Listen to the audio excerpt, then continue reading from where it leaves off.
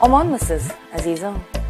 Bu dunyo bozorida narxi-yu qadri nihoyatda baland bo'lgan. Birinchi kasbim jurnalistman deb aytaman. Endi ovozimdan tanishadi, eslashadi.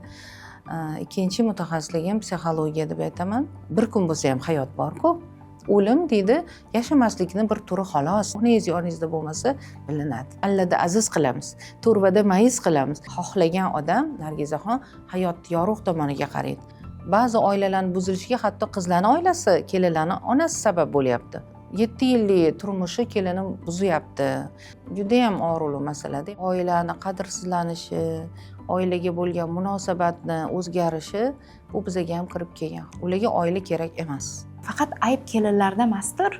Har doim aytaman, birinchi maqsad nima uchun kelin qilyapsiz? Nima uchun uylantiryapsiz? Yashab ketsin, baxtli bo'lsin, o'zidan ko'paysin, zo'r oila bo'lsin deyapsizmi?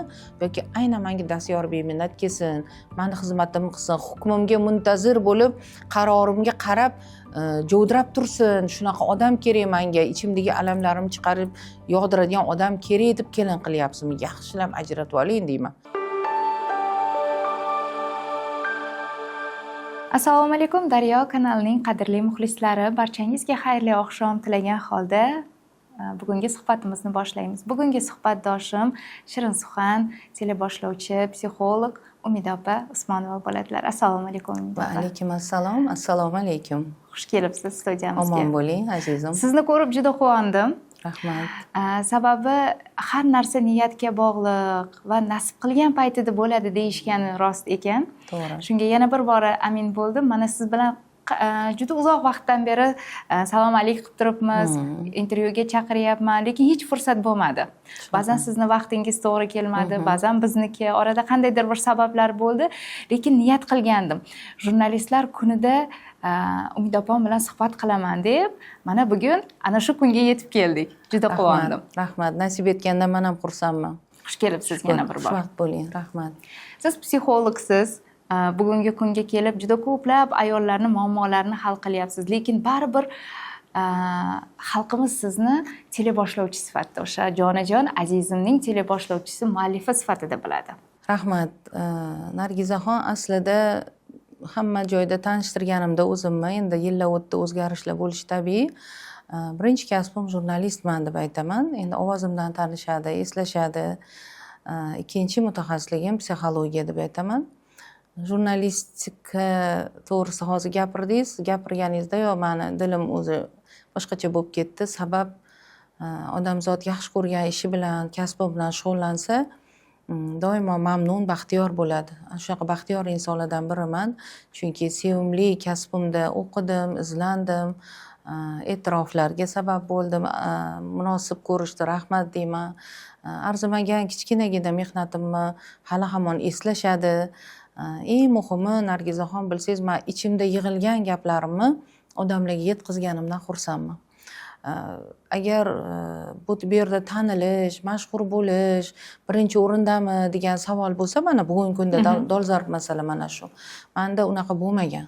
Menda yolg'iz farzand bo'lganman, muloqotga ehtiyojim ko'p bo'lgan. Yaxshi insonlar bilan gaplashgim, fikrlashgim kerak bo'lgan.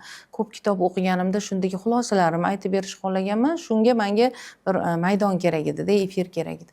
Undan oldin 10 yil O'zbekiston radiosida yoshlik radio stansiyasi bo'lardi, keyin u yoshlar radio kanali bo'ldi.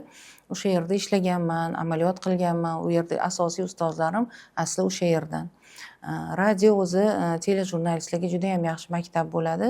Ifodalashda, so'zlarni tanlashda, bitta so'zni bir matnda bir marta ishlatishda, so'z boyligi oshishida hamda nutqni ravon bo'lishida va o'sha artikulatsiya deymiz, harflar to'g'ri chiqishida radio juda ham katta, to'g'ri, yaxshi maktab, boy maktab.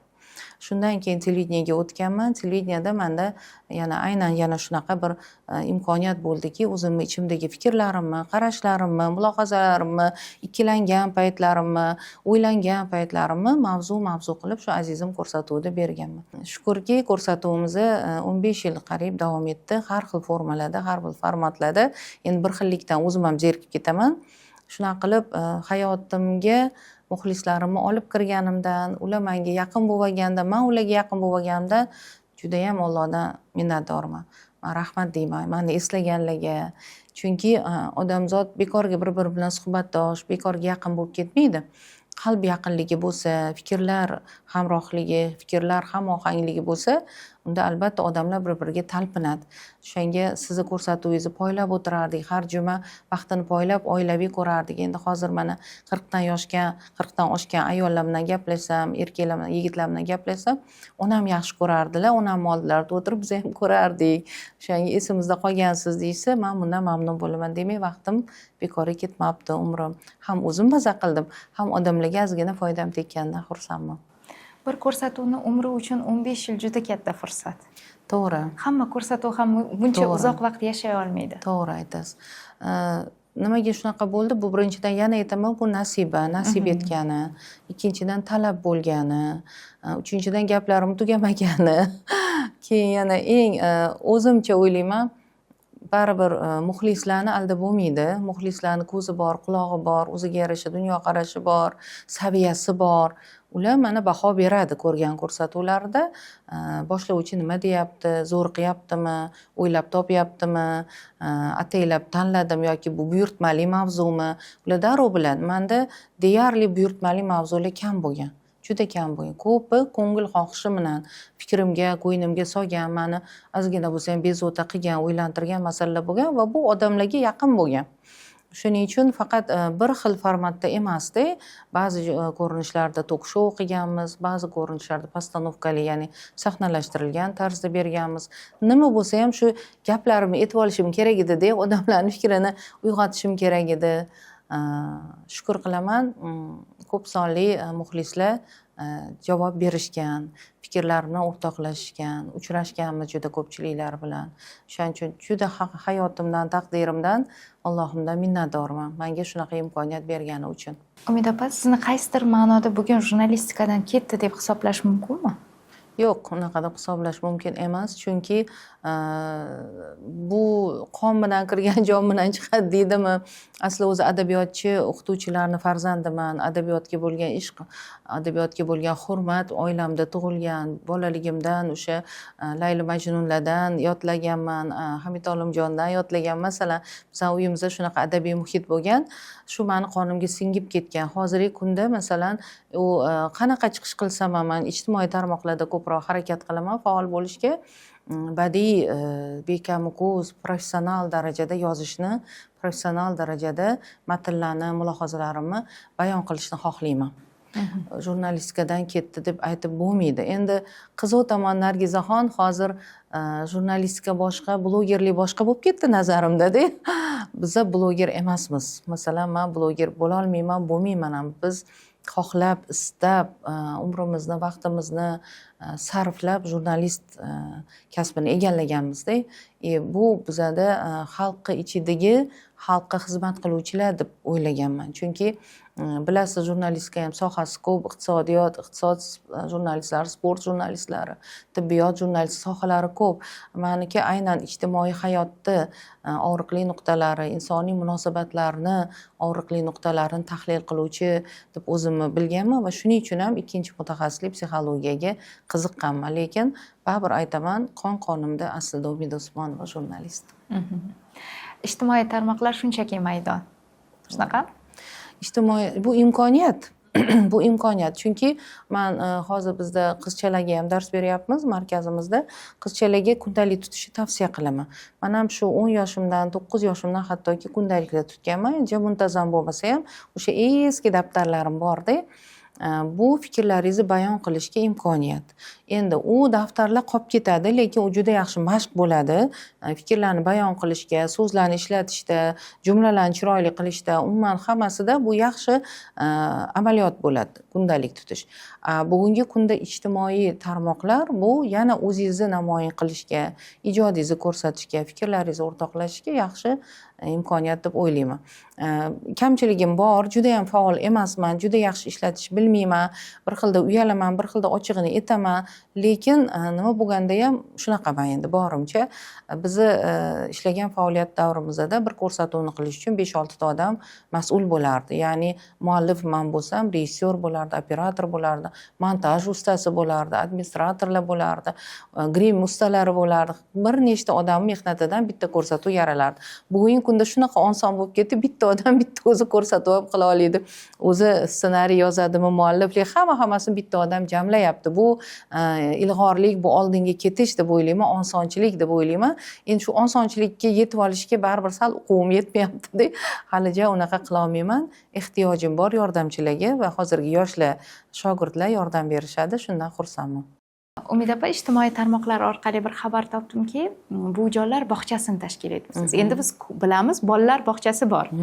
Buvijonlar bog'chasi bir bizga yangilik bo'ldi. Aslida bu yangilik emas, Nargizaxon. Xorijda rivojlangan mamlakatlarda yoshi katta bo'lgan, nafaqaga chiqqan insonlarni ham borar joyi bor. Ya'ni ular uyda qolib ketmaydi. Ular yana shu o'g'il qizdan beri tashvishi, ro'zg'or tashvishiga ovora bo'lmaydi-da. Ular endi o'zi uchun yashaydi. Xohlagan mashg'ulot bilan shug'ullanadi, til o'rganadi, sportga boradi, qo'shiq aytadi, karaokega borib musiqa chaladi, she'rlar yodlaydi, ijod qiladi. Bu ularga mana shu aynan nafaqadan keyingi umrlarini mazmunli o'tkazishga imkoniyat yaratadi. Endi bizda bu narsa yo'q edi. Lekin bu g'oya, bu fikr men kelganiga 10 yildan oshib ketgan. Faqat u paytlarda endi vaqtim kamroq edi, imkoniyatim cheklanganroq edi, ko'proq televideniya bilan bog'liq edim, bu yerdagi faoliyatim birinchi o'rinda turardi. Buni baribir ham niyat qilib bismillah deb boshlagan edim. 2016-yilda ijaraga joy olib, onaxonlarga bir klubga o'xshagan tashkil qilganman. U yerda nima bo'ladi? Ayol salomatligi, ayol uzoq umr ko'rishi uchun zarur bo'lgan mashg'ulotlar bo'ladi. Bu albatta tana uchun mashg'ulotlar, LFK deymiz, sog'lomlashtirish mashg'ulotlari va albatta ruhiyat uchun mashg'ulotlar, ma'naviyat uchun mashg'ulotlar bo'lardi. Parallelda televideniya bilan ishlash bilan birgalikda bu joyda ham ijarada joy olib, u yerni tayyorlab, hamma narsani moslashtirib, shunaqa faoliyat boshlagan edim. Endi baribir aytganingizdek, niyat qilsangiz, qalbingizga shuni tugib qo'ysangiz, taqdir buni in'om etar ekan, yaratgan bunga sharoit qilib berar ekan. 5 yil bo'ldi, bizni ota hovlimda yashar edim. Ota hovlimdan ko'chdik yangi uyga, yangi hovliga va shu yerda aynan shu markazni jonlantirish imkoniyatim yaraldi. Nomini Azizim deb qoldirdik, sababki Azizim menda brend, Azizim ko'rsatuvi bilan umrim o'tgan, bag'ishlaganman. Hamda bu otamlardan meros. Mana odamlar hammaga Azizim deb murojaat qilganlar, ziyoli inson bo'lganlar, pedagog. Bu bitta qiz bo'lganim uchun, otamni familiyalarini ham olib qolmaganim uchun odamlardan meros bo'lib qolsin shu deb Azizim ko'rsatuv qilganman. Mana Azizim mehr markazini alhamdulillah hozir rivojlantirib ishlab kelyapmiz. Birinchi maqsadim nima? Birinchi maqsadim Nargizaxon, men juda ham xohlayman, ayol kishi oilani oftobi. Ayol kishi oilani farishtasi, ayol kishi jannati oilani. Ayol sog'lom bo'lsa, ruhiyati tetik bo'lsa, yuzi chiroyli, nurli bo'lsa, ko'ngli xotirjam bo'lsa, xonadonda hamma narsa yaxshi bo'ladi. Hammasi o'z o'rnida, joy-joyida bo'ladi. Hammaning asablari joyida bo'ladi. Hamma ishlar rejali ketadi. Shuning uchun ayolning salomatligiga ko'proq e'tibor berish kerak. Men xohlardim, onalar uzoq umr ko'rishini, otalar ham albatta, otalar xafa bo'lmasin. Mani otam juda vaqtli vafot etganlar, 51 yoshda o'tib ketganlar. Juda ichimdagi bu katta armon, dog', lekin hozircha otalar bilan ishlashga jur'atim yo'qroq, lekin rejamizda bor, hammasi tahlil qilingan, tayyor qilingan. Hozir onalar bilan ishlayapmiz. Keyin bilasiz, Nargizaxon, bir narsani jamiyatga yangi olib kirish bu mashaqqatli jarayon. Chunki etnopsixologiya bor, bizni qadriyatlarimiz bor, mentalitet bor, bizni tushunchalarimiz bor, qarashlarimiz bor. Hammasida yosh katta onaxonini qayerga deb olib borib qo'yish, bu nomus, uyat sanaladi. Xuddi o'zi qaramayotgandek, o'zi bemehrlik qilayotgandek sanaladi. Lekin mana shu tushunchani sindirish uchun, mana shu stereotiplarni sindirish uchun mana bir necha yillardan bir harakat qilib kelyapmiz. Tushunayotgan odamlar ko'payyapti. Bundan men xursandman. Aslida bu Yevropa tajribasida juda ham ommalashgan, rivojlangan mamlakatlarda. Eng uzoq umr ko'rguvchilar hamma biladi Yaponiyada. va Xunza degan qishloq bor tog'li rayonda. Buni hamma YouTubedan ham ko'rib o'rgansa bo'ladi. Men xohlayman bizani O'zbekiston aholisi, O'zbekiston insonlari ham uzoq umr ko'rishini. Hamma uzoq umr ko'rishni xohlaydi, lekin hech kim qarishni xohlamaydi. Lekin aynan o'sha uzoq umrga borish uchun o'sha qarish prosessi jarayonidan o'tish kerak. Endi mana shu qarish jarayoni qanaqa bo'ladi o'zi? Nimalar bo'ladi odamda? Fiziologik nima bo'ladi? Psixologik nimalar o'zgarishlar bo'ladi? Mana buni gerontologiya degan ilm o'rganadi. Bu ilm ham eski ilm, lekin arifmetika, matematika, tarix, madaniyat kabi qadimiy emas, bir 100 yillik fan hisoblanadi gerontologiya. Ya'ni insondagi yoshlikni tugashi va keksalikni boshlanishi davri haqidagi fan bu, fan, ilm. Buni tibbiyotchilar o'rganadi va buni psixologlar ishlaydi. Chunki odam ikki qismdan iborat, sodda aytsak, bu tana va ruhdan iborat. Ikkalasini qarilik davrida tetik, bardam, sog'lom ushlashga erishsak, inshaalloh nasib etganda, xudo xolasa, keksalik davri yaxshi o'tadi. Chunki o'zingiz ham mana kuzatasiz, keksalarni ko'rganda ular zaif qatlam bo'lib qoladi-da, keksalar. Ular ojiz bo'lib qoladi. Oldin yugurib, yelib yurgan ayollar ham, chaqqon, bilimdon bo'lgan ayollar ham, mana kecha ham bitta onaxon bilan qayta xotiraga ishladik. Esimdan chiqib qolyapti. Ular o'qituvchi bo'lganlar o'zi aslida. 80 ga yaqinlashyaptilar, endi xotira ketib qolyapti. Ular bilan kimdir shug'ullanish kerak. Uydagi bir xil vaziyat bunga natija bermaydi. Albatta begonalar bilan, yangi mashg'ulotlar bilan ishlash kerak. Mana shunaqa mas'uliyatlarni bo'ynimizga olib, onajonlar uchun bu jonlar bog'chasini ochganmiz. Umida opa, bir narsa seziladi. O'zbek ayollarida qarichilikni tan olish juda erta boshlanadi. Ya'ni ilm o'rganish kerak bo'lsa, ilmni tavsiya qilsangiz, yo endi shu yoshga chiqib ilm olamanmi, qabul qilishni istashmaydi. Nargizaxon. Va aytmoqchi bo'lgan narsa, mana siz hozir bu jonlar bog'chasida ta'lim ham beramiz. Nimalarga qiziqsalar, o'sha bo'yicha biz ta'lim beramiz deyapsiz. Qiyin kechmaydimi bu jarayon? Yo'q, qiyin kechmaydi. Hozir siz aytayotgan to'g'ri, lekin mana avlodlar borda, o'zi jamiyatda 33 yilda avlod o'zgaradi. 33 yilda avlod o'zgaradi. Hozir bugun bizaga Azizim mehr markaziga kelayotgan onajonlarni o'rtacha yoshi 70 yosh bo'lsa, 70 dan 30 ga olsangiz, necha qoladi? 40 qoladi. 40 yil oldingi onalarini ko'rgan siyoqqa saqlashadi ular. Ya'ni o'sha vazminlik, tortinish, andishalilik va hokazolar. Bular hozir saqlab turibdi. Lekin mana bugungi kunda qarang, mustaqillikdan keyin o'sib voyaga yetayotgan qizlarimiz, ayol juvon bo'ldi, kelin bo'ldi, ona bo'ldi, buvi bo'ldi-ku, bular endi unaqa bo'lmaydi. Bular endi juda ham ilg'or bo'ladi, bular juda ham faol bo'ladi. Hozir farqi shundoq bilinadi. Lekin to'g'ri aytasiz, kelgan ba'zi ayollar, "Yo'q, menga kerak emas desa, hamma gap ularni qiziqtira bilishdi. Hamma gap chalg'ita bilishdi. Chalg'itishga ilm tomon, hayotni zavqi tomon. Chunki qarang, o'zi juda katta, butun yer yuzida katta bir silkinishdek bo'ldi, balo bo'ldi. Bu vabo, o'sha pandemiya davri. Vahima kasallik ko'payib ketdi. Yosh kattalarda bu vahima yana ham chuqurlashib ketdi. Ya'ni bu yog'i nima bo'ladi? Qancha umrim qoldi? Yashaymanmi, yo'qmi? Yana kasal bo'lib qolsam-chi, yotib qolsam-chi? Xullas, juda ham vahima kasalliklar ko'p. Hayotdan zavqlanish yo'q bo'ladi shunda. Ranglar, tabiat, bu esayotgan shabada, yurtimizdagi o'zgarishlar, ko'chalardagi o'zgarishlar masalan, yangiliklardan ularga qiziq bo'lmay qoladi. Mana shuni qaytarib ularni hayotga zavq berishga o'rgatish bu bizning birinchi masalamiz hisoblanadi. Chunki bir kun bo'lsa ham hayot bor-ku, bir soat bo'lsa ham nafas olyapti, yashayapti-ku, yashab qolish kerak. Yashaganda ham zavqlanib yashash kerak. Men juda ham ko'p aytaman, Robin Sharma degan faylasuf odam bor, uni kitoblari juda mashhur, hamma o'qiydi. U aytadiki, o'lim deydi, yashamaslikning bir turi xolos deydi. Mana jon chiqdi, o'lim bo'ldi, bu yashamaydi, endi shuni bir turi xolos deydi. Lekin qancha hayot bo'lib turib, tirik bo'lib turib, nafas olib turib, yashamayotganlar bor, zavqlanmayotganlar, hayotini his qilmayotganlar, atrofidan maza qilib lazzatlanmayotganlar juda ko'p deydi.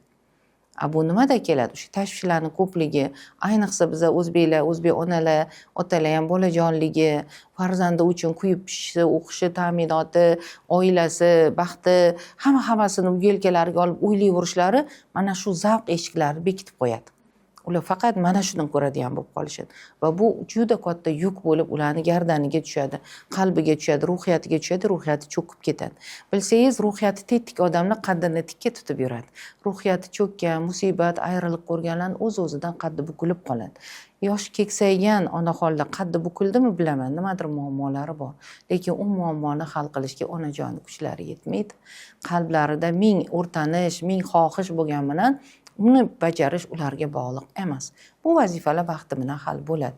Muhimi xonadonni quyoshi bo'lib turgan, oftobi bo'lib turgan, jannati bo'lib turgan onaxon o'zlarini saqlab berishlari kerak. Sog'lom bo'lishlari kerak. Hadeb kasal bo'lishlari, yig'layverishlari kerak emas, to'g'rimi? Onalar duo qilsa hamma ko'ngilda eshilib ketadi. Hamma ko'ngilda yayrab ketadi. Bitta duo qiling. O'zim onam o'lganlariga o'tganlari 21 yil bo'ldi. Onam tengi ayollarda qidiraman onamni. Qidiraman. Qay bir jihatlari, ko'zlari, yurishlari, harakatlari o'xsharmikan, ovozlari o'xsharmi qidiraman. Shularni oldiga borib aytaman, duo qiling, bolalaringiz qatori bizani ham duo qiling deyman. Chunki duoni kuchini, duoni sharafini, duoni imkoniyatlarini o'z hayotimda ko'rganman. Duo olgan haqiqatda o'sib unadi. Ota-ona duosini olgan yana ham. Shuning uchun hammani onasi bor bo'lsin, uyida bo'lsin, adasi ham bor bo'lsin, ota-onalari bo'lib, uylarini to'ldirib o'tirgan. Bu qanaqa ne'mat? Qanaqa ne'mat? To'ylar bor, yaxshi kunlar bor, bir marralarga erishish, karyera qilishlar bor. O'shalarda onangizda bo'lmasa bilinadi.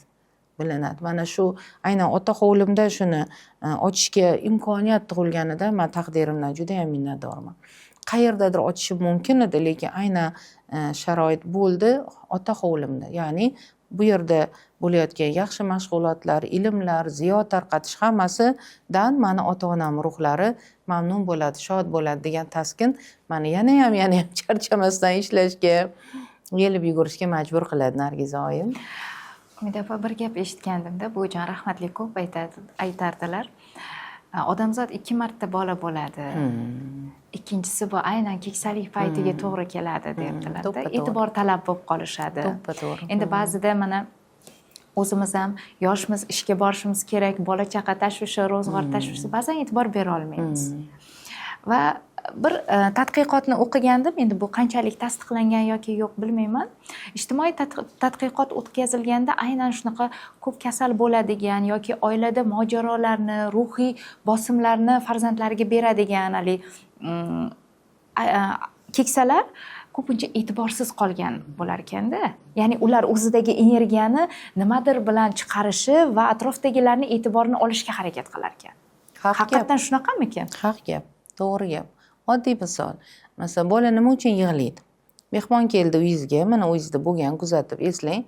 Siz mehmon bilan gaplashib o'tiribsiz, chaqban oddiy nabira, mana qizlarim bilan gaplashsam, nabiralarim tiqilaveradi-da, yo yiqiladi, yo bir narsani sindiradi, onasining e'tiborini o'ziga qaratishni xohlaydi. Tushunasizmi? Men buvisi bo'lsam ham, biz ona bola gaplashishimizga ular g'ashi keladi.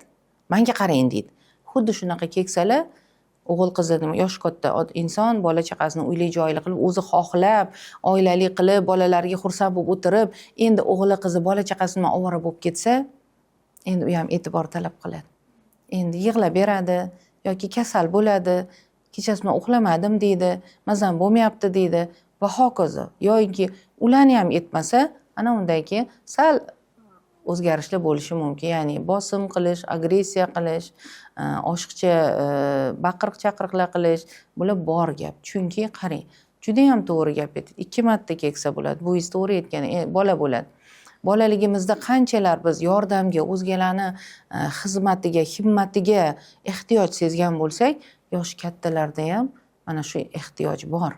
Chunki o'ylang, o'tkir bo'lgan ko'zi xiralashib qolgan. Aniq ko'rib ololmaydi, anglay ololmaydi, tikishlarni biladi, ignaga ip o'tqiza olmaydi. Yordam kerakmi? Kerak. Bolajonga ham kerakmidi? Oyisi yordam berarmidi? Adasi, opa, akalar yordam berarmidi? Endi keksayganda kim yordam beradi? Farzandlardan kutadi, nabiralardan kutadi. Qaynonalik ilmi haqida ko'p gapiryapsiz. Buni ilm deb qabul qilishingizga nimalar sabab bo'ldi, Umida opa? Haqiqatan bu bir o'rganish kerak bo'lgan ilmmikan? Ha, bu o'rganish kerak bo'lgan ilm. Nega desangiz, qaynona bo'lish o'zi oson. O'g'lini uylantiradi, qaynona bo'ladi. Bo'ldi masalan. Lekin bu yerda siyosat olib borish kerak. o'sha Marhabo Karimova aytganlaridek birovni bolasi uyimizga keladi. U birovni bolasi. U 20 yil boshqa siyosatda, boshqa qoshiqda, boshqa qozondan ovqat yegan, boshqacha qadriyatlar muhim sanalgan, boshqacha qarashlar unga singdirilgan. Endi sizni xonadoningiz, sizni davlatingiz, sizni oilangizda siz siyosat yurg'izasiz. Uni past balandi, ro'zg'or kam ko'sti, to'g'ri noto'g'ri ishlar, mumkin emas ishlar sizniki boshqanikidan o'zgacha bo'lishi mumkin. Endi 20 yil bir xil qolipda kelgan qizni boshqatdan qayta tarbiyalash bu juda qiyin ish. Qayta tarbiyalash qiyin ish. Tarbiya o'zi qiyin ish, qayta tarbiyalash qiyin ish. Mana shu qayta tarbiyalayman, o'zimnikiga moslashtirib olaman deb juda ham ko'p onaxonlar, ayollarimiz aynan o'sha ilm yo'qligi uchun xatolar qilib qo'yishadi. Nimaga ajrimlar ko'p? Hammasida ham yoshlar chiqisha olmayaptimi? Hammasida yoshlarni o'zi aybdor deb ayta olmaymiz. Kattalar qayerga qarayapti? Yoshlar o'zi ko'chada topishib, bizada xudoga shukr hali unaqa emas, o'zi zagsdan o'tib, o'zi oila qilib ketadigan deyarli yo'q desak bo'ladi-ku. Kattalar bosh bo'ladi-ku. Nega kattalar ajrimlarga yo'l qo'yyapti? Ba'zan o'zi sababchi bo'lyapti. Nega? Eplolmayapti, etganim qilmayapti kelinim deyapti. O'sha etganini qildirish uchun ham ilm kerak. Uni bilish kerak. Aytiladi-ku, qaysi tomonga qarab silash kerak. Haligi kelinlar qo'zg'alonda aytadi-yu, tipratikani ham teskari silab ham uxlatib qo'yinglar oyijonim, Farmon bibini aytishadi-ku. O'sha bunga albatta ilm kerak. Bunda ya'ni kelinni xarakter xususiyatlari, hatto uni temperamenti qanaqaligi, uning milliy qadriyatlari, ichki qadriyatlari qanaqa, hammasini bir mudom mushohada qilib, mosini to'g'irlab o'ziniki qilib olish mumkin. Bu ilmda onash. Bu o'zidan o'zi bo'lmaydi-da. Ha deb xo'p, mayli, sizniki nima deb yursa, qaynonani o'zini ichidagi ziddiyatlar yuzaga chiqib ketadi. Nega men kecha kelganga qarab o'zgarishim kerak? U menga moslashsin deydi. Adovat kuchayadi. Shayton bor, vasvasa qilib turadi, qulog'iga kelib shivillab turadi. Demak, bu oson ish emas-da, baribir ham. Juda ham qiyin ish.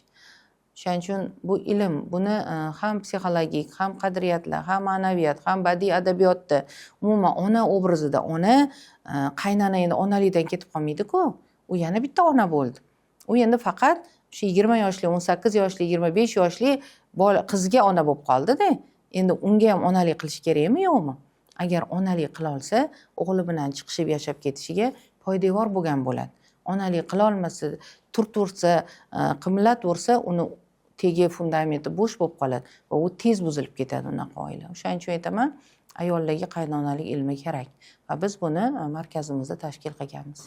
Yuqorida aytib o'tdingiz, o'sha nafaqa yoshiga chiqqan ayollarimiz, sevimli mashg'uloti bo'lmagan ayollarda alamzadalik ham bo'lishi mumkin deb. Bu ham qaysidir ma'noda oilani dars ketishiga sabab bo'lib qolmayaptimi? Albatta, men bekorga aytmadim-ku, oilani quyoshi ona. Quyosh chiqmasa, havo qanaqa bo'ladi? Bulutli havoda ko'pchilik diqqi nafas bo'ladi. Ko'pchilik maysalar ochila olmaydi, gullar ochila olmaydi, ifor tarqata olmaydi. Quyosh charaqlab chiqib tursa, hamma bahramand bo'ladi. Mehridan, taftidan, to'g'rimi? Ayol kulib yursa, ayol xursand bo'lsa, ayolning kayfiyati zo'r bo'lsa, oilada hammaning ishi joy-joyida bo'ladi. Ayolning ichida o'tayotgan mojarolar, ichki ziddiyatlar, kurashlar hammasi uni ko'rinishida aks etaversa, uni so'zida, ovozida aks etaversa, oilada hammaning kayfiyati buzilib ketadi. Hamma ishlar izdan chiqib ketadi. Odamlarni, masalan, meni o'g'lim aytadi, "Ayjon, siz yaxshi yursangiz, meni kayfiyatim ham yaxshi bo'ladi. Siz bo'shashsangiz, siz yoki sal g'amgin bo'lib qolsangiz, qo'lim ishga bormay qoladi" deydi. Meni o'g'lim o'zimga aytadi shunaqa deb. Xuddi shunaqa boshqalar ham, kichkina nabirangiz ham, kichkina bolajoningiz ham sizga qarab turadi. Qoshlari chimirilgan, qaydana bo'lsa, zarda qilgan, alamzada bo'lib tursa, hech kim u uyda yayramaydi, maza qilib yashamaydi, kerakli ishlari ham esidan chiqib ketadi. Hayot izdan chiqib ketadi. Qanchalar murakkabda bu. Ayol kishi ming ichida azobi bo'lsa ham, tana joni og'rib turgan bo'lsa ham, oilaviy muhitni yaxshilash uchun ham o'zini sokin, mamnun, go'zal qiyofada saqlab turishi bu juda katta qahramonlik. Bu katta mehnat, onash. Bu juda katta mehnat. Shuni masalan o'zini xobxonasida gaplarini gapirib, o'ziga kimgadir oynagami, suvgami gapirib, yana chiroyli qiyofada kuch to'plab boshqalarga quvvat bera oluvchi volida sulton bo'lib chiqishga qancha ilm kerak, qancha sabr kerak, matonat kerak azizim. O'shaning uchun aytaman, ona ayol bo'lish, ayol haqiqatda noyob xilqat, noyob bebaho xilqat. Agar u qo'llayman desa imkoniyatlari juda katta. Qilaman desa qila oladi hamma ishini. U hammaga quvvat beruvchi manba bo'ladi. Oilada hammaga, nafaqat oilada. Mana onam rahmatlikni oldilariga doim qo'shni kelinlar chiqardi. Aylanib o'rgilib gaplashib ishlardek gaplarni aytib maslahatlar olib ketishar edi. Qay jihatdandir onam ham psixolog bo'lganlar deb ayta olaman. Shularga ham quvvat berib, to'g'ri yo'lga solib, yupatib, kerak bo'lsa taskin berib, ozgina chiroyli yorug'likka ko'rsatib borishga ham ilm kerak-da. Ozgina o'zida ichki quvvati kuchli ayol bo'lishi kerak. U quvvatni qayerdan oladi? Mana shunday bu dunyo energiya almashuvdan iborat. Farzandlarimni bo'y bastini ko'rib, aql idrokini, erishayotgan yutuqlarini ko'rib quvvat olaman. Chunki mana shu mani zurriyotim, men qo'pol aytganda mahsulotim, ishlab yetishtirgan mahsulotim shunaqa mevalar beryapti deb quvvat olaman. Ular mendan ham quvvat oladi. Ya'ni duolarimiz bilan barakalla bo'laqa, ke shuni qilamiz, to'g'ri qilding, mana buni qilish kerak emas, sen qila olasan degan. Bu quvvat almashib turmasa, bitta odam o'zi quvvat ola olmaydi. Ba'zi ayollar keladi, shunaqa bo'shashib qolgan onaxonlar. Farzandlari bor. Ba'zilar juftini yo'qotgandan keyin keladi, tushkunlikka tushib qoladi. Bitta o'zim qoldim, nima bo'ladi endi, kimga sig'aman, og'irligim tushmasmikin deydi. Mana shular hammasi aslida jurnalistikani ham mavzusi, adabiyotni mavzusi, ijtimoiy fanlarni hammasini mavzusi insonni ruhiyati. U yosh davrlarda qanday bo'lishidan qat'iy nazar har bir yoshligiga e'tibor bersak, kelinlik davri, kuyovlik davri, o'qish davri, talabalik davri yoki faoliyat davridan tashqari mana shu aynan keksalik davridagi ham ruhiyati jamiyatni kayfiyatiga ham ta'sir qiladi. Ba'zi onaxonlar, Burchmilladan bitta onaxon keldilar, 90 dan oshgan ekanlar. Bilasizmi, men shunaqa qoyil qoldim, tishlari og'izlarida bitta ham ikkita qizlarimdan kelibdilar. Hammani duo qilyaptilar. Quchoqlab o'puradilar, quchoqlab o'puradilar, duo qilaveradilar. 7 ta farzandlari bor ekanda. 91 yoshda shunaqa tetik, shunaqa hammani yaxshi ko'rib yashash o'zi bu katta jasorat, katta bir talant, iste'dod deb o'ylayman-da. Chunki yoshingiz katta bo'lib, jismoniy imkoniyatlaringiz kamayib borgan sari ruhiyatda ham cho'kish bo'ladi-da. Xohlavasiz qila olmayapsiz. Rejaladingiz bajara olmadingiz. Bu sizga minus bo'ladi. Xuddi mana qila olmading, qarayapsan, endi ketar payting yaqinlashyapti degan negativ fikrlar kela boshlaydi-da. Bular 7 ta farzandni uyli joyli qilib, voy nechta avara chorlar etdilar, 40 tadan oshuv avaralar bor ekan. Shunaqa hammani aynan musiqa qo'ysak o'rtaga tushib o'ynayaptilar. Yaqinda mana adminimizga telefon qilishibdi, kelinglar, Burchmillaga kelib, azizimchilar, o'zinglar bir dam olib kelinglar. Onam nonlar yopib bermoqchilar, tandirda o'zlari, kelinglar mehmon qilmoqchilar, taklif ham qilishdi. Qarang, xohlagan odam Nargizaxon hayotni yorug' tomoniga qaraydi. Xohlagan odam qorong'i tomonda qolib ketadi. Xohishga bog'liq. Mana buni eslatish bizning vazifamiz. Bu jurnalistikaning ham vazifasi, bu psixologlarning ham vazifasi. Hayot aslida go'zal. Necha yoshda bo'lishingizdan qat'iy nazar. To'g'ri, zaif bo'lib qoldingiz. To'g'ri, lekin bu tabiiy hol. Bu normal holat. Hech kim boshqacha bo'lib siz bunaqa bo'lib qolayotganingiz yo'q. Hamma shunda bir xil qaraydi.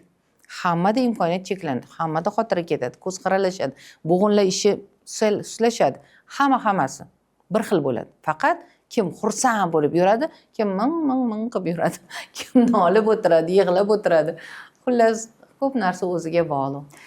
Umid opa, 50-60 yosh agar o'rtacha qaynonalik yoshi deydigan bo'lsak, bu yoshdagi insonni fikrlarini o'zgartirish qiyin-da birmuncha. To'g'ri. O'zlari anglab yetmaguncha bu narsani o'zgartirib bo'lmaydi. To'g'ri. Bizda bitta narsa borki, agarda o'g'il bu narsani tushuntiradigan bo'lsa, ya'ni ayoliga biroz nohaqlik qilyapsiz, ona deydigan bo'lsa, ona noto'g'ri qabul qiladilar. Bu ularga ikki hissa zarba bo'ladi.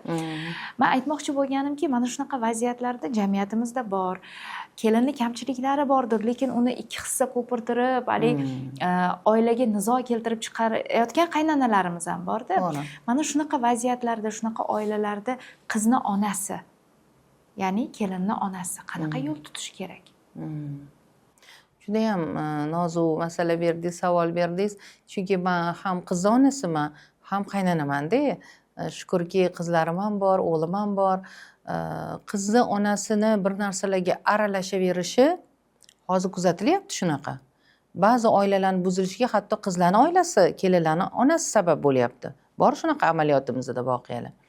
Ikkinchi jihatdan aralashaverishini bu quda tomon yaxshi qabul qilmaydi. O'zi aslida xohlamaydi. qaynona mana ikkita quda deymiz. Bu qudalarni boshidan aslida hayot tekshiradigan bo'lsangiz, o'sha Fotiha bo'lgandan boshlab raqobat boshlanadi. Ya'ni bu kimdadir ochiq namoyon bo'ladi, kimdadir pinhona bo'ladi, lekin baribir qudalashayotgan ayollar zimdan kuzatadi. Bu qudam qanaqa ekan, o'zi qanaqa ayol ekan, qanaqa qizni tarbiyalagan ekan, o'zi asli qanaqa, didi qanaqa, farosati qanaqa, pazandaligi qanaqa degan kuzatuv bo'ladi. Ya'ni o'zi bilan solishtirish bo'ladi baribir ham. Endi bor shunaqa oilalar maslahatlashishadi. Ya'ni kelinni oyisini, kuyovni oyisi chaqirib, holi qayergadir chaqirib maslahatlashib olishadi. Qay maqsadda, qay niyatda bo'layotgan muammoni bartaraf qilish uchun. Ya'ni siz qizingizga qanday ta'sir ko'rsata olasizki, mana bu joylarda u yaxshiliklarni ko'rmayapti, anglamayapti. Mana bitta zirabchani topib olib, shuni azobidan besabrlik qilyapti deb aytishi mumkin. Shunda qizni onasi ham qizini xarakteridan kelib chiqib, mani qizimga mana bunaqa yo'llar tutilsa, u qabul qiladi. Asli qabul qiladi, lekin boshqacha jarayon bo'layotgani uchun bu teskari qarayotgan bo'lishi mumkin degandagi onalarni hamjihatligi bo'lsa, men bunga rozi bo'lardim, men bundan xursand bo'lardim. Lekin ta'na malomat qilish uchun chaqirsa, sizni qizingiz mana bunaqa ekan, men buni bilmas ekan, bilasiz endi buni. Mana shunaqa serialdagi gaplar bo'lsa, bunda yaqinlashuv va natija bo'lmaydi. Ikkala ona ham o'g'li baxtiyor bo'lishini, qizi baxtiyor tinib-tinchib, o'zidan ko'payib ketishini xohlab to'y qilishgan. Endi bu yerda nega kelishuv bo'lmaydi? Ana shu san aqllimi, men aqllimi? Men bu yerda ustunmi, siz ustunmi? Siz qiz berdingiz, bundoq bo'lib turing degan eski oldingi qanaqadir qatladandir kelib qolgan tushunchalar rol o'ynaydi. Rulis qila boshlaydi, ya'ni ta'sir qila boshlaydi-da, fikrlar o'zgarib ketadi. Shuning uchun hamisha erkin, xolis, tashqaridan sovuqqon munosabat qiladigan inson bo'lishi kerak. Meni ustozim Asror Abroxo'jayev, O'zbekistonda xizmat ko'rsatgan jurnalist, oldin ko'rsatuvlar qilganlarida sovchilik masalasida ham ko'rsatuv qiluvdilar-da, shunda aytuvdilar.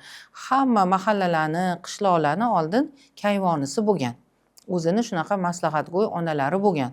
Ular kerak joyda hammani tizginini tortib, "Hey, noto'g'ri qilyapsiz, siz falonsiz, mana bunaqa, bundoq bo'lish kerak, undoq bo'lish kerak. Hatto sani qizingga buni bolasi to'g'ri kelmaydi, sizlar oilaviy bir-biringlarga munosib emaslar" deydigan haqqa ega ayollar bo'lgan, degan ko'rsatuv qilgandilar-da. Rostdan ham shunaqa bo'lgan oldin. Hozir unaqa emas. Hozir eng boshidan sovchilar masalasidan boshlab kamchiliklarimiz juda ko'p. Tushunchalar, fikrlar, chalg'ituvchilar, yangi bir nima udumlar mana qorishib ketdi-da hozir hammasi. Buni natijasida yosh oilalar zarar ko'ryapti. Tanazzulga uchrayapti. Buzilishga olib kelyapti-da, ko'ryapsizmi? Shuning uchun men hamjihatli kelishuvni talab qilaman, tavsiya ham qilaman o'zim.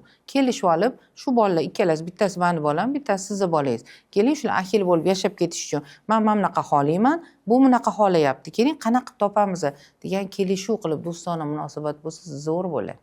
Zo'r odam shunaqa qiladi. Kelishuvga ko'nmaydigan qaynona bo'lsa-chi? Bormi shunaqalar?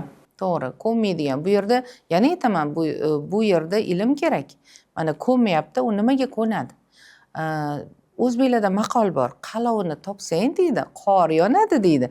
Qanaqa qor yonishi mumkin? Qanaqa qor yonishi mumkin, Nargiza xonim? Qalovini topsangiz lekin yonar ekan-da. Buni bizda etnopsixologiyamizda ota-bobolardan qolgan maqol bu. Demak, yo'lini topsa bo'lar ekan. Mana shu yo'lini topish o'sha ilmda. Ya'ni har bir odam kuchli tomonlari bo'ladi va zaif tomonlari bo'ladi. Zaif tomonlari qayerda-yu, kuchli tomonlari qayerda? Qalbiga kiradigan eshigi qayerda? O'shani topish kerak-da. O'sha ko'ngilga yo'l topilsa, u ko'ngil ham sizga keyin eshiklarni ochib beradi. Yo'q devermasdan, xo'p, mayli deb qoladi Nargizoy. Bir 10 yil avval qari keksalar bilan suhbatlashib qolsangiz, hozirgi yoshlarni internet buzyapti degan gapni eshitardik-da. Endi oxirgi paytlarda bir 2-3 marta qulog'imga chalindi, hozirgi kelinlarni deyishyapti. Masalan, uzr, savolingizni tugatmadim. Yo'q, aytmoqchi bo'lganimki, haqiqatdan ham mana qaynonalar bilan ishlaysiz, onaxonlar bilan ishlaysiz, shu e'tirozlar bormi? Bor. Bu e'tirozlar bor. Bu nafaqat kelinlarni, nabiralarga ham bor. Bu jonlar xafa hozir. Chunki agar bunday tekshiradigan bo'lsangiz, hozirgi bolalarda 1 yosh, 1,5 yoshda avval tili chiqqan bo'lsa, hozir 2, 3, 4 yoshda ham tili chiqmayapti, gapirmayapti. Sabab nima? Sabab telefon. Chunki telefon bilan muloqot yo'q. Telefonda faqat kuzatuvchi. U faqat kuzatib o'tiradi, xolos.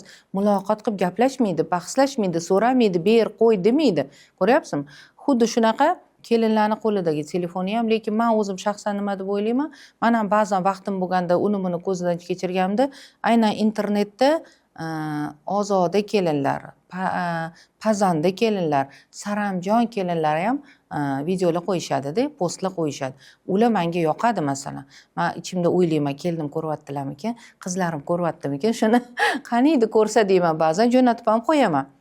Go'zal, ibrat bo'luvchi master-klass deydi-yu, unaqa chiroyli layfhak deydimi hozir endi. Shunaqalar bo'lsa, ularni ko'rgani foyda beradi. Lekin bilmadim, bu hozir hammaga ayon bo'lib qoldi. Hashamatli uylar, hashamdor hayot, afsonaviy muhabbatlar, juda katta sovg'a salomlarni namoyish qilaverish, u hammasi asli tagida bormi yo'qmi, u kimga ayon, kimga noayon, mana shu narsalar ham kelinlarni buzadi rostdan. Chunki yaqinda mana o'zim, yo'q, yaqinda emas ekan, o'tgan yili bahor payti edi. Bahormi, kuzmi? Bahor edi nazarimda. Bir ayol telefon qilyaptilar-da. 7 yillik turmushi kelinim buzyapti. Menga munosib emas bu oila deyapti. 2ta bolasi bor, men nevaralarimni yaxshi ko'raman. Umidaxon nima qilay? Qanaqa qilib 7 yil yashadi-da, endi 2ta bola orttirdi-da. Endi yashamayman. Menga munosib emas ekan, o'ylab qarasam, men o'zim hayotimni o'zim quraman deyapti. Judayam og'riqli masala-da. Mana shularni targ'ib qilayotganlar bor. Masalan, men erimdan ajrashdim, xor bo'lmadim, zor bo'lmadim, qayta karyera qildim, qaytaga mana hozir endi mashinalar haydayapman, palon-piston degan narsalar juda ham ko'payib ketgan. Bu albatta oson ishonuvchan, tez beriluvchan kelinlarga ta'sir qiladi. Nega menda shunaqa emas deydi. Va bu albatta e'tirozlarni, janjallarni keltirib chiqaradi. Shu nuqtai nazardan qaynonalar telefon buzadi deydi. Hattoki trend darajasiga chiqib ketdi mana oxirgi 1-2 oy ichida shu narsa. Ya'ni qiynalib yashardim, kelin edim, qo'limda pulim yo'q edi. Bu narsa boshqatdan boshladim degan. Turmushga aynan er-xotin sabab nima deydi? Oilaviy bo'lganim uchun shunaqa edim deyish bu xato. Bu juda ham xato. Men o'zim misolimni aytaman. Men nimaga erishgan bo'lsam, turmush o'rtog'imni qo'llab-quvvatlashlar, to'g'ri e'tirozlari bo'lgan, qarama-qarshiliklari bo'lgan, nimagadir voz kechganmiz, nimagadir rozi bo'lganmiz, kelishganmiz. Nimaga erishgan bo'lsam, men shu bilan xursand bo'laman. Yolg'iz qolib, endi juda bunga misollarim ko'p, hozir ko'rsatib sig'may ketadi. Umid opa, ilgari ayollarni oilasidan ajrashishi, ya'ni turmush o'rtog'i bilan ajrashishi qanaqadir uyat hisoblanardi-da. Buni mendan ham yaxshiroq bilasiz. Lekin hozirgi kunda normal qarashyapti bunga. Agar-ku ajrimga sabab bo'ladigan arzirli sabablar bo'lsa, to'g'ri qabul qilish mumkin. Yuqorida siz aytgandek, zirabchani, bitta kirgan qo'liga kirgan zinabchani katta bir muammo yasaydigan bo'lsa, juda qiyin masala bu. To'g'ri. Hali aytganimdek, 30-33 yilda avlod o'zgaradi, jamiyat o'zgaradi, ijtimoiy ong o'zgaradi, yangiliklar kirib keladi. Hech kim uni temir qo'rg'on qilib bekitib olish imkoniyati yo'q. Xorijda bo'layotgan oilani qadrsizlanishi, oilaga bo'lgan munosabatni o'zgarishi bu bizga ham kirib kelgan. Hozir siz bilsangiz kerak, aynan mana shu insonlar juftini topish uchun ham boshqa insonlarning xizmatidan foydalanyapti. Ya'ni sovchilar guruhlari ochilib ketgan. Telegramda, Instagramda, qatlardadir shunaqa. Ularda ham hammasi kategoriyalarga mos. Ya'ni necha yoshdan necha yoshgacha qizlar, turmushga chiqqan qizlar, ajrashgan qizlar, bitta bolali, 3ta bolaliklar, hammasi guruh bo'lib juftini qidiradi. Juftini qidiryapti-ku, qarang. Nega qidiryapti? Bitta o'zi yaxshi yashash bo'lsa, bitta o'zi yashayvermaydimi? Lekin kecha meni konsultatsiyamda bo'ldi, 40 dan oshgan erkak, yigit hali uylanish istamayapti, o'zbek. 40 ga chiqayotgan qiz turmushga chiqishni istamayapti bizning millatdan. Nega deng? Nega? bugun hamma eshiklar ochilib ketdi-da. Hamma ilm eshiklari ham ochildi, targ'ibot eshiklari ochildi, har xil tashviqotlar ochilib ketdi. O'sha bizga umuman yot bo'lgan, umuman to'g'ri kelmaydigan targ'ibotlarga ilinib qolganlar bugun o'zgarib qolyapti. Ularga oila kerak emas. Xuddi mana shu. Ona 60 dan oshgan ona bolalari tinmaganidan tinimsiz yurak kasal, yuragi xasta. Chunki ona oldingi qadriyatlarni qalbiga jo qilgan, lekin bolalariga singdira olmagan. Singdirgan taqdirda ham qaysidir bir ustaroq bo'lgan, notiq bo'lgan boshqa bir targ'ibotchi bu 40 yashar erkakni, yigitni ham miyasini o'zgartirib qo'ygan. U uylanish, oila qilish shart emas deb o'ylayapti. Bizani o'zbeklarda bo'lmagan-ku, to'g'rimi? Bizada uylanmasa uyat bo'lgan. Ajrashsa yana ham uyat bo'lgan. Nega uyat bo'lgan? Demak, murosa qila olmabdi, demak, ro'zg'orini eplay olmabdi, demak, shu kelisha olmabdi degan bu uyat bo'lgan. Bu ilmsizlik degan darajada bo'lgan. Ilmsiz ekanda, qo'pol so'zlar bor-ku, mamnaqa ekanda, ozoda emas ekanda, yoki so'poq ekan, muomala bilmas ekan, shuning uchun bitta qayindani yoki bitta erini qo'ynini topolmay qaytib ketdi, qizi qaytib ketdi degan ota-onalarga nomus bo'lgan. Ya'ni siz yaxshi tarbiya bera olmadingiz. Siz jamiyatga yaxshi qizni tarbiyalay olmadingiz degan nomus bo'lgan. Odamlar shuni aytgan, shundan uyalgan, qo'rqa. Hatto buni salbiy tomonlari bo'lgan, o'liging chiqsa ham shu uydan chiqsin, ketma. O'tirasan, sabr qilasan degan talablar bo'lgan. Buni ham plus minus tomoni. Shu to'g'ri bo'lgan demayman. Hech kim turmushim nima bo'lsa ham chidashim kerak deb albatta boshini kundaga qo'yish shart emas, kerak emas. Hammani bolasi o'ziga aziz, lekin keyingi paytlarda nimaga bu mumkin bo'lib qoldi, buni ham chet ellik ta'siri deb o'ylayman. Yana bitta menga eng ta'sir qiladigan joyi, yaqinda ham ko'zim tushdi, O'tkir Hoshimov ham, O'zbekiston xalq yozuvchisi O'tkir Hoshimov ham shuni daftar hoshiyasidagi bitiklarda yozib ketgan ekanlar. Molingizni bo'lib oldingiz, uyingizni bo'lib oldingiz, mulkingizni bo'lib oldingiz, bolangizni qanaqa bo'lasiz deb yozgan ekanlar. Eng yomoni jamiyatga og'ir yuk bo'ladigan, jamiyatning rivojlanishiga haqiqiy to'sqin bo'ladigan bu otasiz yo onasiz o'sayotgan bolalar. Insonlar, ular hozir bola, ertaga inson bo'ladi. Uni qalbi kemtik bo'ladi, uni o'ziga ishonchi bo'lmaydi, uni ichida alamzadalari bo'ladi, uni ichida boshqacha talablari bo'ladi, ishonchsizlik bo'ladi. Tushunasizmi? Mana bitta bizani, bo'pti, qo'y, bo'lsa bo'lar, bo'lmasa yo'q, ajrash degan bilan siz qayerdan bilasiz? Balki u otasini juda ham yaxshi ko'radi. Balki unda ota qoni ko'proq. Balki u ota avlodga tortadigan. U xohlaydi. Yaqinda ham bitta voqea bo'ldi, uni hali biz efirga bermadik. Ajrashgan oila, kelin 3 ta bolasi bilan ketgan, ajrashib, turmush o'rtog'i albatta oila qilgan. Lekin bu oilada bu dodalarning mehr muhabbati shunaqa bo'lganki, u bolalar kelib turgan. Buvisini, dodasini, adasini ko'rishga kelib turgan. Oradan yillar o'tgan, u hali kichkina 8, 9, 11 yosh paytida ketishgandi. Endi qizlar bo'y yetdi, 7-8 yil o'tdi. Baribir keladi, buvilari yaxshi ko'radi, dodalari yaxshi ko'radi. Uzatilgan paytda o'sha kelin bu uyda ota hovlisiga etmasdan, ya'ni bolalarini ota hovlisiga, qaynotalariga, eriga etmasdan qizini uzatib yuborgan. To'xtatamiz. Qizini uzatib yuborgan. Qiz juda ham yig'lagan, juda ham o'ksigan. Bular bilmagan. O'sha onaxon buvi aytayotdilarki, biz telefonlarda ko'rib hayron qoldik. Voy, uzatib yuboribdi-ku, nega bizani yetmadi? Biz hech kim emasmizmi? U bizani nabiramiz-ku, bizani ataganimiz bor, bizani mehrimiz bor. Biz unga o'zimizga yarasha izzat ikrom qudalar oldida obro' biz qilardik-ku, nimaga bizani to'yiga yetmadi degan. Endi to'ylar o'tib bo'ldi, ketidan hayit bo'ldi. Hayitlikda shunda buvijon, qarang, o'sha ayolni o'rniga tushgan ona bu qiz kelganda mehr ko'rsatgan. Yaxshi ko'rgan, u yer berlarga olib borgan, bozorlarga olib borgan, munosabatligi yaxshi bo'lgan. O'sha ikkinchi onani endi qo'liga tillo narsalar berib, sovg'a salomlarini berib, ya'ni unga atagan olib qo'ygan narsalarni berib, yana tog'oralarda patirlar, nonlar, norinlar qilib jo'natibdilar-da. O'sha qiz shunaqa xursand bo'lib ketibdi borganida, bu ona, o'gay ona keldi bo'lmasa, ammalari kelgan, endi qaynsingillar. Shunaqa xursand bo'libdi, endi o'tirgani uchib yurganmish-da, juda ham xursand. Qaysi ona haqqi bor bu qizni shunaqa baxtdan bebahra qilishga? U xohlagan bu buvisi kelishini, masalan, to'g'rimi, uni orzulari-ku. Nega orzularni hammasini yig'ishtirib tashlab, o'zini alamini birinchi o'ringa qo'yib, bu qizini bebahra, mahrum qilgan shundan. Bu qanaqa onalar bular? Bu qanaqa ilm, bu qanaqa tushunchalar? nima haqqi bor o'zi aslida? Mana shu qiz agar shu bu bilmay ketsa, bo'pti, qilmabdi, bizani aytmadim, o'tiraversin, nima qilsa deb qolganda, bu qizni ko'nglida armon bo'lib qolarmidi? Bir umrga armon bo'larmidi? O'zini hammalardan kamsitilgan bechara deb his qilarmidi?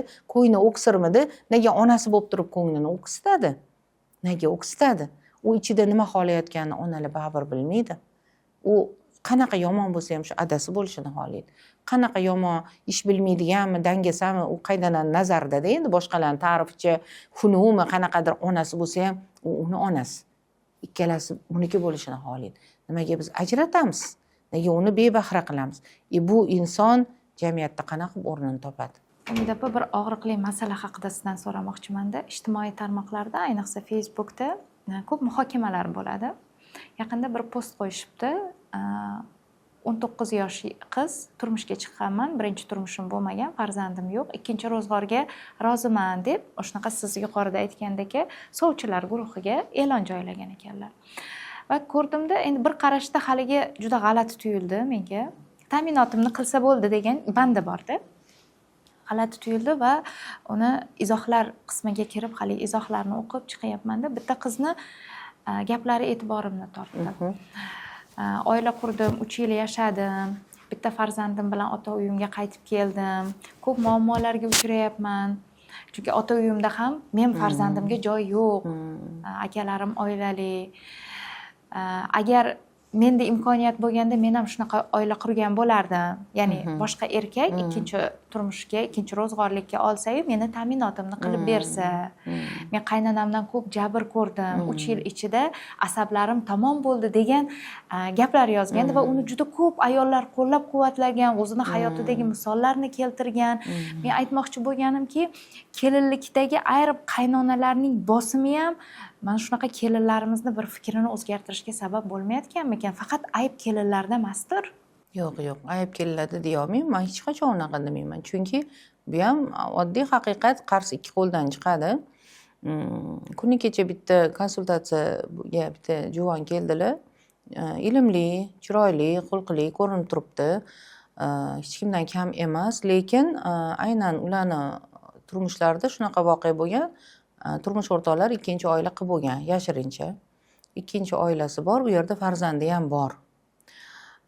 Va bu endi juda ham katta stress, albatta bu hodisani hech kimga ravo ko'rib bo'lmaydi. O'zi buni ayol kishi biladi, qanchalar mushkulligini.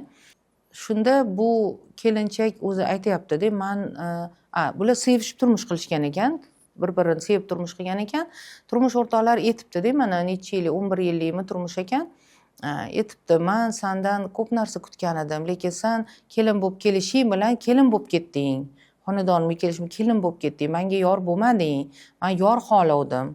Sen faqat shu oyimdan gap eshitmaslik uchun, uyda yaxshi saramjon bo'lish uchun shu bilan ovora bo'lding-ku, meni ehtiyojlarimga, talablarimga bee'tibor bo'lding. O'zing ham aybdor bo'lding degan. Endi ko'p yigitlar shunaqa ham deydi, lekin qarab tursam bu kelinchak tan olyapti, rostdan deyapti, rostdan. Oyjonni qosh-qovoqlariga qarab, shularni ko'zlari chaqnay qolsin, shular ozgina xursand, mamnun bo'la qolsinlar deb uxlamasdan tinimsiz ham ishimni, ham uyimni hammasini qilishga qildim, turmush o'rtog'imga e'tibor bera olmadim deyaptilar. Mana shu joyda onajonlarni ham aybi bor. Chunki har doim aytaman, birinchi maqsad nima uchun kelin qilyapsiz? Nima uchun uylantiryapsiz?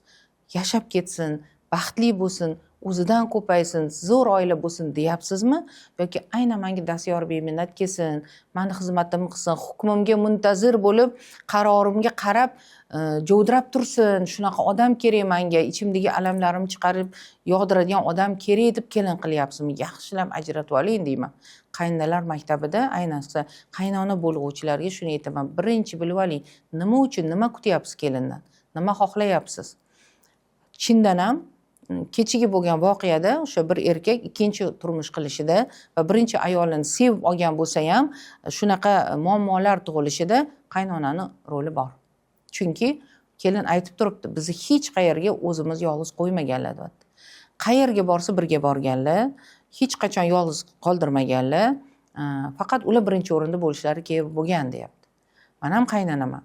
Onaga e'tibor, onaga izzat yoqadi, lekin yoshlarni hayoti. Agar siz o'g'lingizni yaxshi ko'rsangiz, u baxtiyor bo'lishini xohlasangiz, siz o'zingiz o'rningizni, haddingizni, chegarangizni bilishingiz kerak. Sizga atalgan narsalar qayerda-ku? Yaqinda bittasi yana aytib bering, doimo atrofimda muloqotda Nargizaxon hammadan eshitaveraman. Bitta ona o'g'illarini aytaverar ekan, bu mani o'g'lim, bu mani adam endi, bu mani adam, bu mani adam deyverar ekan. Uni 1,5 yosh qizi bor ekan. Qizi u yoqda oyisini tizzasida o'tirgan ekanda, bu mani adam, sana ada emas, bu mani adam, sana ada emas deyversa, hali 1,5 yashar qiz yugurib kelibdi-da, adasini tizzasiga o'tirib olib, dodam deyotganmish-da. Qarang, 1,5 yashar qizi sama adamni qo'y, san dodaga borgin. Sani jufting doda-ku deyotganmish-da. Qarang, 1,5 yosh qiz ajratadigan o'zi umuman bunaqa intrigalar nimaga kerak? Oldin bo'lardi, eslardim, lekin bizani oilada, meni atrofimdagi oiladalar bunaqa narsalar yo'q-da. Ba'zi onalar o'sha o'g'li o'zinikiligini ko'rsatish uchun manga bo'lsin deb shunaqa yo'llarga ham sababchi bo'lib qolishyapti. Endi ikkinchi turmushga ham bu masala, bilasizmi, bu kecha bugun bo'lgan masala emas. Bundan bir 25 yillar oldin ham shu azizim ko'rsatuvlarini tayyorlayotgan paytimda aynan shunaqa qizlar bilan gaplashganman. Ular men yoshim katta bo'lib qolishidan qo'rqmayman, menja bo'lmasa ikkinchi xotin bo'laman. Ikkinchi xotin bo'lish maza, birinchi xotin bo'lish mehnat, zahmat, mashaqqat, azob. Ikkinchi xotin bo'lish rohat degan fikrdagi qizlar bo'lgan. Endi hozir bugun ularni targ'iboti kuchli bo'lib ketdi va albatta buni dangasa, qo'rqmay aytaman, dangasa faqat o'zini o'ylaydigan, xizmat qilib savob olishni bilmaydigan, kattalarni hurmatini bilmaydigan va o'zini kelajagini, o'sha yosh katta bo'lgandagi ahvolini hali xabardor bo'lmagan qizlarga bu ma'qul kelyapti. Chunki kecha ham ko'p o'yladim-da, mana o'zingiz ham ko'rdingiz, yapon kishidan bitta yigit intervyu qilgan, kelinlar oldinga yapon. Ko'rdingizmi shunaqa Telegramda kelganini? O'shani ko'rganimdan keyin o'zimcha mulohaza qildim. Mana bugun yana bir tomoni qaynonalar, qaynotlar ham o'zi xohlayapti yoshlarni alohida qilishni ba'zi oilalar. Ya'ni qo'yinglar, menga ham tinchlik kerak, nima qilsang shuni qil, bilganingni qil deb nari qilyapti. Imkoniyati borlar, uy olib chiqaryapti. Ko'pchilik o'zi xohlaydi alohida yashashi, bobo buvisiz bolalarni o'zi katta qilishi. Mana endi qarang. Bobo buvisi bilan yashaganlar, kecha men darsimda ham 8 yoshar, 9 yoshar qizlar ham kelyapti-da, biz 14 yoshgacha qizlarni o'qityapmiz Aziz maktabida. So'rayapman, yosh kattalarga nima kerak, sizlar qanaqa yordam bera olasiz? Sizlar biz ularga dorisini olib beramiz, biz ularga ovqatlarni olib kelib beramiz, choylarni olib kelib xizmat qilishlarini aytishyapti. Ba'zilar aytmayapti umuman, o'tiribdi-da, chaqirsa boramiz deyapti-da. Billa yashaydiganlar hammasini aytib beryapti. Ko'zoynaklarni yo'qotib qo'ysa olib beramiz, kitoblarni olib kelib beramiz, hassalarni olib kelib beramiz. Ular biladi keksalik qanaqa parvarish qilishligini. Bolalikdan singyapti, bu buvisi bilan yashayotganlik. Endi buvisiz, dodasiz yashayotgan, alohida yashayotgan oiladagilar bundan unchalar ham bahramand emas. Mana shu ota-onasi ham keksayadi. Keksayganda mana bu bolalar endi unaqa mehr bera olmaydi, unaqa his qila olmaydi, unaqa ko'ra olmaydi. Bu ota-ona ham qariydi. 20 yil, 30 yil o'tadi, keksayadi, bukchayadi, ko'zidan nur ketadi, quvvat ketadi belidan. Shunda bu farzandlarda unaqa ko'nikma yo'q. Ayash, rahmi kelish, achinish, yordam bering, savob oling degan tushuncha yo'q. Chunki ular bularni ko'rmay katta bo'lgan. Keksalarsiz katta bo'lgan. Mana qanchalar keksalardan yoshlar ajralib boravergan sari kelajak avlod o'zini yolg'izlikka mahkum qilaveradi. O'zi yaqinda ham o'qigandim, dunyodagi global masala hozir nima? Global isib ketish, sovib ketishlar emas, yolg'iz qolish ekan. Yolg'iz qolish. Yolg'iz qolishga tayyorlayapti-da shular. Bobo buni xuddiki go'yoki tashab ketyapti, qaragisi kelmayapti. Boshqa o'sinim qarasin, o'g'li qarasin, unisi bunisi deyapti, lekin o'zini o'zi mahkum qilyapti. Ya'ni keksaygan paytida u yolg'iz qolishga o'zi bugun hukm chiqarib qo'yapti va shuni harakatida bo'lyapti-da o'sha alohida yashayman deydiganlar. Birga yashash ham qiyindir, to'g'ri, lekin murosa qilish kerak. O'zbeklarda murosai madora deydi. Ya'ni mador beradi. Murosa qilsangiz quvvat olasiz. Mador degan quvvatmi? Energiya olasiz. Shu murosani qila olmadingizmi? O'zingiz pishirgan oshni o'zingiz yeyverasiz deydi. Bu jonni gaplarini esladim, oxiratlari obod bo'lsin. Aytardilar-ku, shunaqa vaziyatlarda bir kun qarishini eslasin, shunda murosa qiladi deyaptilar-da. To'ppa-to'g'ri. Lekin uni eslamaydi. Keyin mana baribir biz yoshlar bilan ham, kattalar bilan ham gaplashamiz. Hamma yosh ayollarning fikrlariga qiziqaman. kelinlar aytadiki, man deydi kelin tushirsam, mana o'g'lim uylantirsin, man bo'lak qilib qo'yaman deydi. O'zi yashayversin deydi. Man unaqa birga yashamayman. Hozir man yoqmayapti menga qaynota bilan yashash. Man ham o'zim yashayman, ular ham o'zi yashaydi deydi. To'g'ri. Xorijda shunaqa. Xususan Turkiya mamlakatida mana ko'p boramiz, kelamiz, bilamiz. Ular o'g'illari, qizlari alohida yashaydi, lekin ota-onasiga qarovchi yollab beradi. Begonani yollab beradi. Demak, sizni ko'zi ko'zingizga o'xshash, so'zi so'zingizga o'xshagan, sizni har bir tarixingizda o'sha yoshligingizdagi har bir kuningizga guvoh bo'lgan odam emasda, 7 yot begona tepangizga kelib o'tiradi. Choy ichasizmi, non yeysizmi, yuvintirib qo'yaymi, aylanishga chiqasizmi deb o'tiradi. Qaysi biri muhim, qaysi biri qadrli, qaysi biri yoqimli? Mana shu masala bor. Keksayganda yoqimli bo'lishi juda ham ahamiyatli. Mana shu biz o'zimizni buvijonlar bog'chasida doim aytaman, nima yoqarkin bularga, nima yoqadigan narsa qilib berishimiz kerak. O'shanda ular mamnun bo'ladi. Ta'minoti borligi, dorilari pochka-pochka turishi, osh-ovqat borligi, eng qimmat divanlar olib berganligi yo'q. Ko'ngil nozik, ko'ngilga o'ziniki yoqadi. Esingizdanmi ona, esingizdanmi aya, bir paytlar rosa mana bunaqa qilardi-ya, guldan gulchambar yasab boshingizga taqardingiz, bizga taqib berardingiz degani e'tirof etilishi, shu bolam o'shandagi mehnatlarimni eslayapti, demak umrim bekor ketmayapti deydi. Ular nima qiladi? Begonaga shuni o'zlari gapirib o'tiradi. Bilasizmi, men palonchi, begonaga u qiziqmi? Ma'lum muddat jim qarab eshitishi mumkin, lekin uni xayollari boshqa joyda bo'ladi. Chunki u 7 yot begona. Digar jigar deydi forslarda. O'ziniki bo'ladi. O'shaning uchun eng yosh kattalarga yoqimli bu o'ziniki yonida bo'lishi kerak. Yonida bo'lish uchun keksalarni his qildirish kerak bolajonlar. Ikkalasi bir xil qatlam, zaif qatlam. Bolalar ham, keksalar ham. O'shaning uchun ular bir-biriga talpinadi. Bilsangiz bilasiz, buvisini yaxshi ko'radi, buvijonlar, dodajonlar nabirani yaxshi ko'radi, qatga bo'lsa sudrayveradi birga. Nega? Ular bir xil fikrda, bir xil imkoniyatda, bir xil sharoitda. Faqat katta farqi shundaki, bular katta hayot maktabiga ega. Bular endi kelyapti, lekin imkoniyat darajalari bir xil.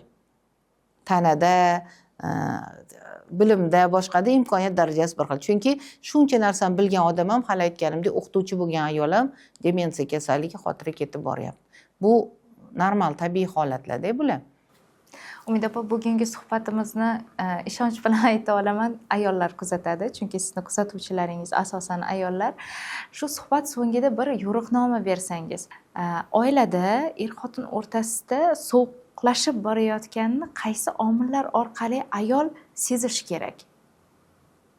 Aynan qaysi omillar oilaning dars ketishiga sababchi bo'ladi? Chunki ajrim qaroriga birdan kelmaydi, erkak ham, ayol ham. Buning uchun yillar ketadi. Ana o'sha kichkina narsalar katta muammolarni keltirib chiqaradi. Ehtiyotini ayollar qanday olib qo'ysin? Qanaqa aytsam ekan, latif degan so'z bor-da. Latif degan so'z bu sifat, yaratgan bir sifati. Uni asli ma'nosi asta-sekinlik bilan o'tish degan ma'noni bildiradi-da. Ya'ni birdan bo'lmaydi, hamma narsa sekinlik bilan bo'ladi.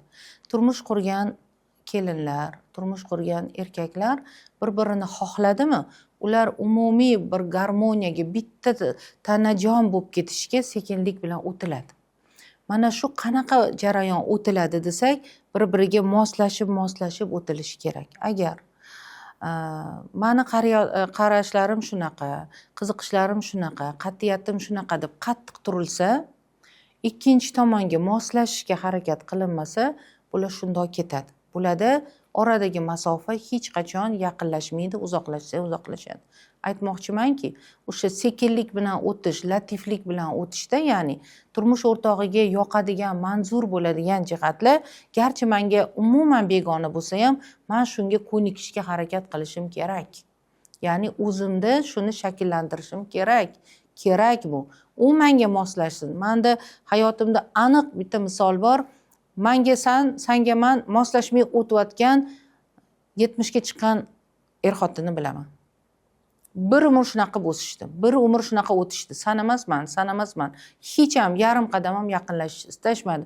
Orada farzandlar dunyoga keldi, amalladi, ish qilib, turmush qildi, kasb-kor qildi, lekin bularning umri bekor ketdi deb o'ylayman. Nega? Chunki o'sha xohish bo'lmadi. Ayol kishi xohlashi kerak. Agar turmush o'rtog'i bilan bir xil garmoniyada, bir xil notada, bir xil ovozda, bir tomonga qarab yashaydigan keksalikni, yashaydigan shirin umrni xohlasa, albatta moslashishga shay turishi kerak. Shunaqa oilalar bor, uni ham kuzatganman, judayam ahil, bir xil gap gapirishadi. Turmush o'rtog'i gapirsa, ayoli albatta kuladi. Ayoli gapirsa, turmush o'rtog'i albatta shunga mos gaplar gapiradi. Shunaqa oilalarni ko'rsam havasim keladi. Qanaqa bular shunaqa bo'lib qoldi? Ikkalasi ikkita qutbdan kelgan masalan. Qanaqa bo'ldi? Bu yerda xohish bo'ldi. Birinchi navbatda ayol egiluvchan bo'lishi kerak. Ayol erkakka xos, erkakka qat'iyatlilik, jasorat, bir so'zlilik, so'zdan aytdim qaytmaslik bu xos. Agar erkak ham nima bo'lsa hop deyaversa, ayol kishi o'zi hurmat qilmay qo'yadi. Shaxsan menga unaqa erkaklar yoqmaydi.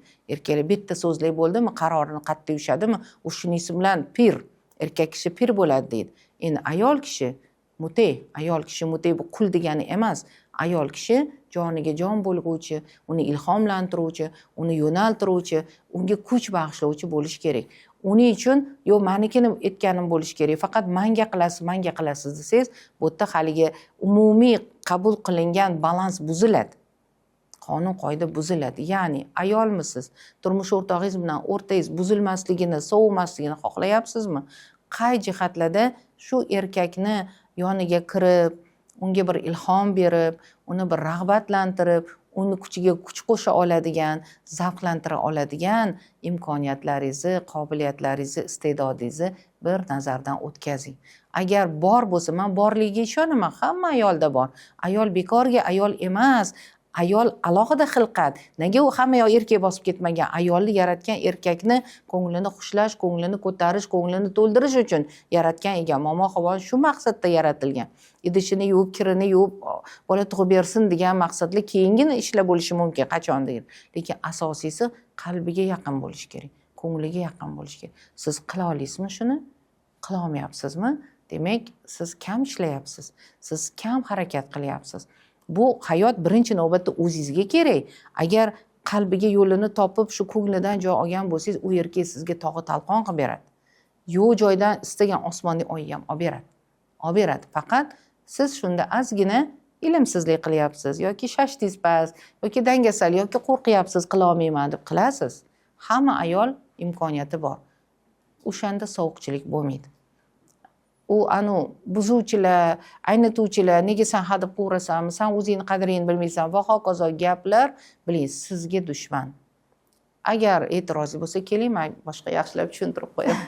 Borim shu deb hayotda izlanishdan to'xtash kerak emas. Qarang, borim shu deb qolganlar, men ko'p buni misollarda ko'rsataman. Masalan, tayoq, cho'p deylik, tayoq olsak, uni kuch bilan buksak, u sinadi. Nega sindi? Fizika qonuni bor, ichida qarshilik bor, qarama-qarshilik kuchi bor. Qarshilik ko'rsatgani uchun bosimda u sindi. Mana shu ajrashgan oilalarda o'sha singan bo'ladi-da, tushunasizmi? Agar bu tayoq bo'lmasdan, bu rezinka bo'lsa, masalan, rezinkali yoki egiluvchan narsa bo'lsa, uni qancha bosim qilsangiz ham egilaversa, u sinmaydi. U yana o'z holiga qaytadi. Ko'ryapsizmi? Fizika qonunlari hayotimizda ishlaydi.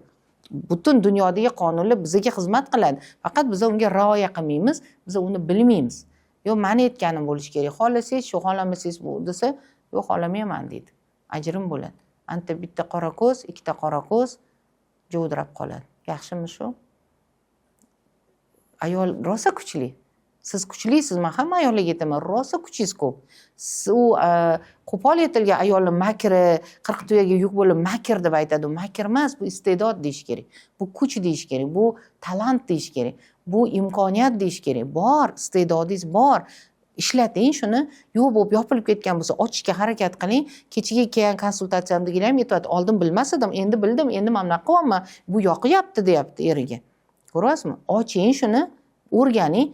Kim sizni to'sqilgan? O'zingizga o'zingiz dushman bo'lasizki, to'xtatasiz, yo'q men qila olmayman, kerak emas degan. Va natijadagi ham pishgan ovqatda achchig'mi, sho'rmi, nordonmi, balki shirindir, o'zingiz yeysiz keyin. Bugungi tashrifingiz uchun sizga kattakon rahmat, vaqt sarflab kelganingiz uchun, bergan bilimlaringiz uchun rahmat. Xayrli bo'lsin. Xayrli bo'lsin. Taklifinglar uchun sizlarga ham rahmat. Sizlarning muxlislaringlarni ham, juda ham kuzatuvchilaringni hurmat qilaman. Ishonamanki, go'zal oila sohibalari, go'zal oila sohiblari, jamiyatda yetakchi bo'la oladigan, jamiyatga kuch bera oladigan insonlar sizni kuzatuvchilaringiz. Va ular bilan suhbatimiz manzur bo'lgan bo'lsa, men vaqtimga achinmayman, rozi bo'laman. Salomat bo'ling. Rahmat. Omon bo'ling azizim. Omon Rahmat, bo'ling. sog' bo'ling.